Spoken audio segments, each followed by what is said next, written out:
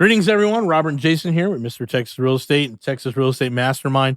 We're going to talk about the state of the marketplace and what it's doing to syndications and the odd one or two funds that are out there. So let's just kind of understand where we're at in the marketplace, right? Okay. So we talked about insurance, right? Mm-hmm.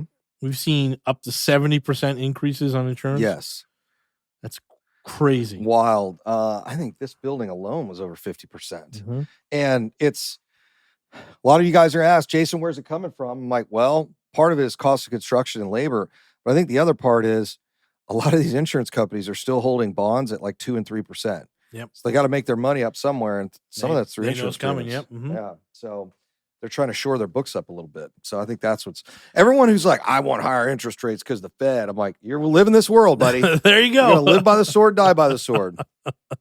All that free money out there. Yeah. Well, now you're feeling it. Now you're feeling it. Your insurance is up 50%. Congratulations. Property taxes. Mm-hmm. I think everyone has felt that pinch. I have heard the rumor on the street is that property taxes have gone up significantly as compared to a few years ago. Sure. Literally doubling in some cases. Yeah. So if you're not protected by your homestead, you're getting the full brunt of the increase. Mm-hmm. And it's right, because we talked about 23% year over year increase in value, right? So, yeah. And what did you say? You said Fort Bend County is like up to the month? Fort Bend County. Up to the day? I will tell you today. Yeah, Fort Bend County is pretty darn good at pegging the value at market value. Harris County, maybe not so great. But Fort Bend, like you look at it, and you're like, oh, a house is valued at tax rolls, $170,000, right? Yep. And then you flip over to look at, you run it through MLS, you're like, oh, it's worth $190,000. Like it's pretty close. It's actually pretty close. Yep. Fort Bend's, they are, they may not be as tax. How can I put this? They may the rates, they'll change the rates and all that other stuff. They'll play a little game like you're saving something. But if you look at market value in that house, it's pretty close. Right. So when the market goes up 20%, they can afford to give us a tax break. Yeah. This year we're going to cut back a little bit, right? Well, a lot of people don't know this either. So you hear in Texas, you've got a 10% tax bump. They're limited by increasing your taxes by 10% on your homestead. Yeah. It's a ceiling there. Yeah, per year. Mm-hmm. They can retroactively they just keep catching up, yeah. So what they can do is they can actually retroactively go back and add 10% for the last 4 years, then hit you with another 10% this year. Yeah. And they've done that, which is kind of wild. So then for those of you not in Texas, there is no state income tax, but it doesn't mean the state doesn't make money, right? So where does all that money come from? Where does it, local municipalities, where is all that happening, right? So for sure your property tax is a percentage higher than, let's say, California. Mm-hmm. And then could be a second property tax for the school district. Yeah. And then something that's called a MUD. Yep.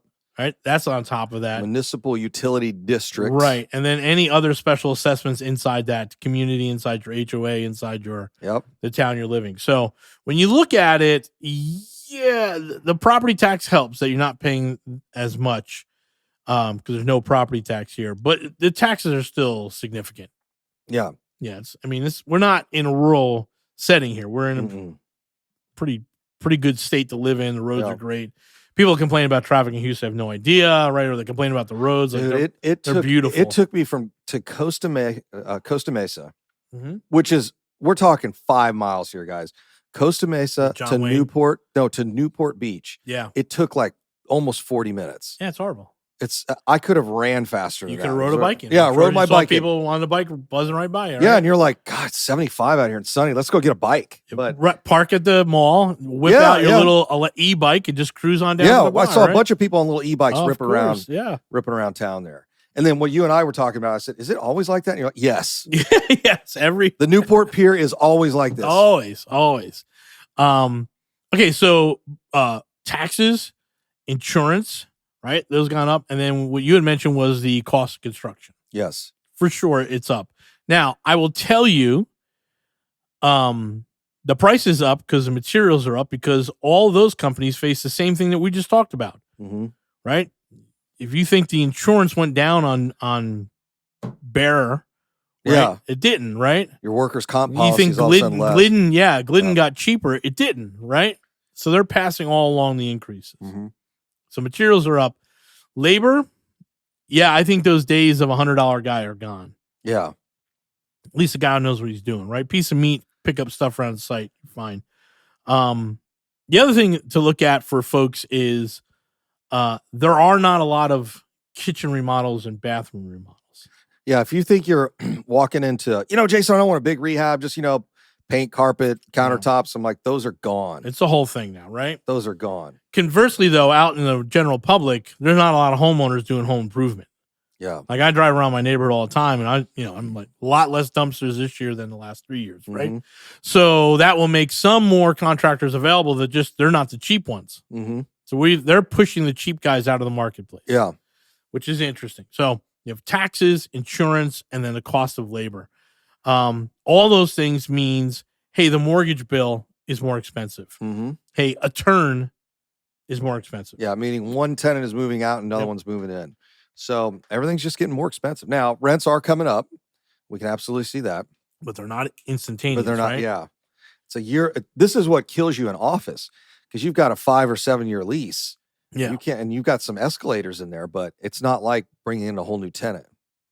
And for us in the real estate, in the residential world, same thing, right? They're locked in. We have a lot of Section 8, so now we're going to have to get really good at going back to Section 8 and asking for a rent increase every year. So if the rents are flat and everything else is up, there's a difference. Yeah. Right? Now, thank God for us, it's pretty small compared to, the $300 million apartment deal. Yeah. And those guys can't deal with it. I mean, it's just, they face a So I got a buddy of mine that's in about 20 syndications, and that conversation I keep having with him is, at what point do you say no to the capital call? Right. At what point do you walk away from the deal? Because I said, here's the problem. 5 years from now, you're going to look back and say, I should have bought every single one of these. Yeah, it could be 24 months. 24 months from now. When rents jump, because they will. You guys, one of the reasons mortgage rates are up has to do with the bond market. We got another stellar jobs report. We still have 11 million openings. Right. Like, I heard something Logan said this the other day. He said, if you adjust our home sales by population, this has been the lowest sales on record. So I'm like, what do you think is going to happen as the labor markets continue to improve, as people start getting paid more? What do you think is going to do the cost of rent, the cost of purchasing? A lot of folks have this idea that, well, Jason, when the economy goes down, people rent instead of buy. And I said, and that causes rents to go up. I said, that's never happened. Rent and purchases of single family homes, the prices of those homes are directly related to how well the economy is doing. Right. So the economy is doing really well. Rents and values are increasing. If they don't go down, rents are not counter cyclical. I don't know where that came from, but that's just simply not true when you look at the data. And so for us, when we look at this stuff, we understand what's happening on the street. We can see why guys are talking about it. We're shocked there's not more people talking about it. I think it's just us and Robert Martinez, right? I mean, it seems like we're the only ones that are kind of talking about it publicly. Everyone else is, like I said, there are a lot less Lamborghinis and private jets on Facebook from our real estate buddies than have been in the past. Well, I mean, yeah. So we're racing to it. Because in hindsight, we should have had these conversations 90 days ago. Mm-hmm.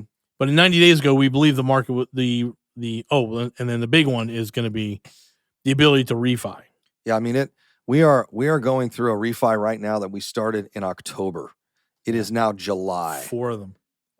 But at least this one was like, This is the one that was the closest back then, and it's taken 9 months to get here. It's absolutely insane. So there's a cash shortage, and you can't refi.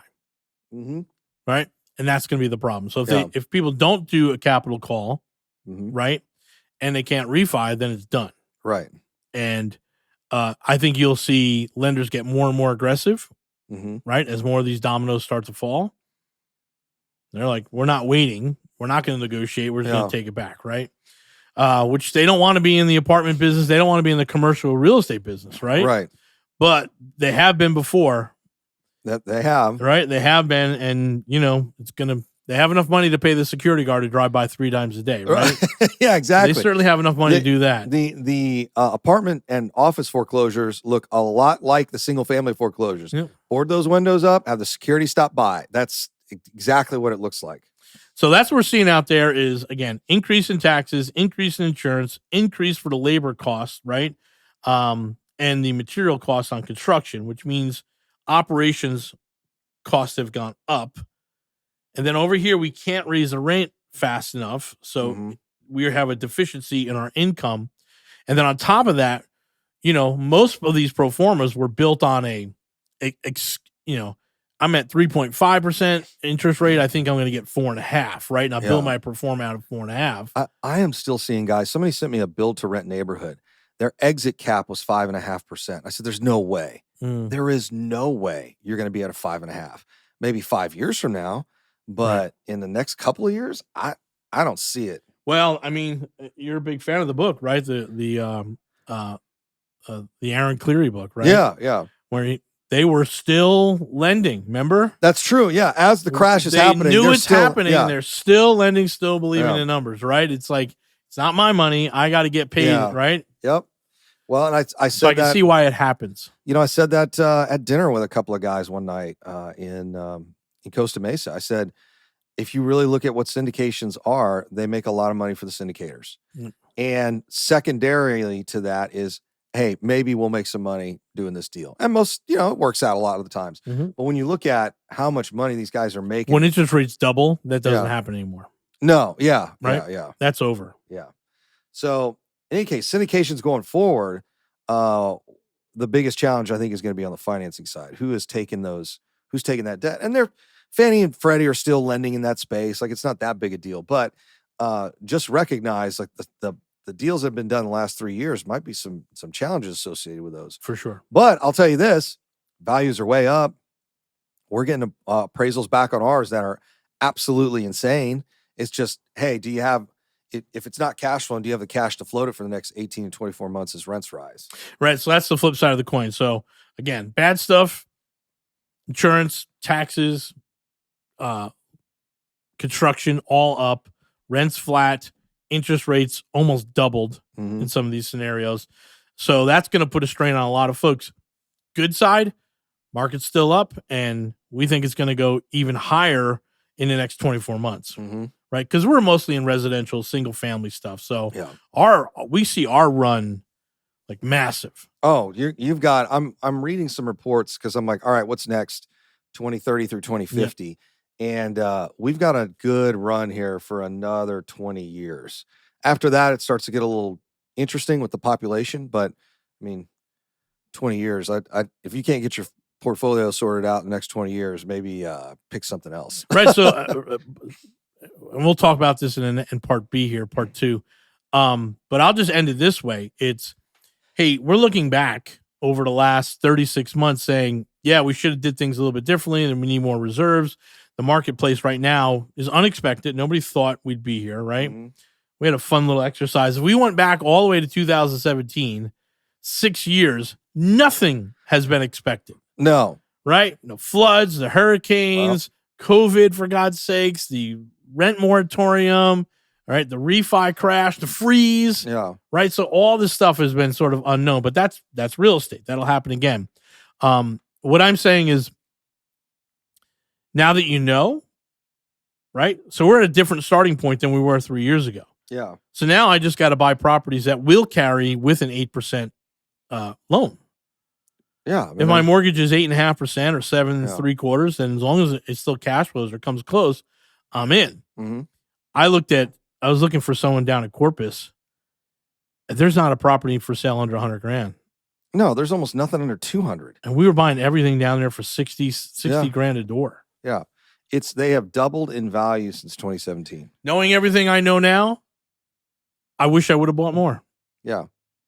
Right? Even though I got all those problems coming up, I wish I would have bought more. And I think everyone says that.